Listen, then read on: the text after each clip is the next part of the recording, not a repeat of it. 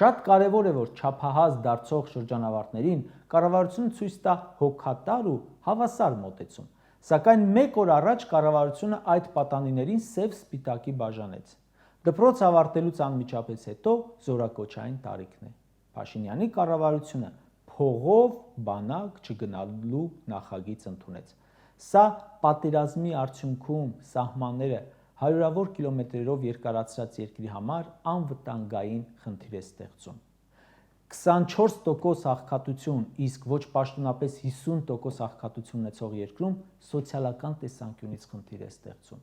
արդարության տեսանկյունից խնդիր է ստեղծում։ Առաջարկում են 24 միլիոն դրամ ուծել ու 1 ամիս ծառայել, 18 միլիոն դրամ ուծել ու ծառայել 4 ամիս։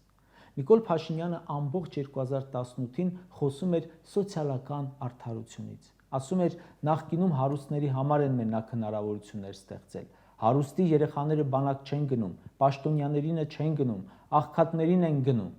Հիմա ինքը նախագիծ է ընդունել միայն հարուստների, փողատերերի համար։ 2018 թվականին նոր վարչապետ դարձած Նիկոլն ասում էր, սա Հայաստանն է, որտեղ ոչ մեկ չի խուսափում բանակից։ Հիմա ինքն է առաջարկում մուծվել ու խուսափել։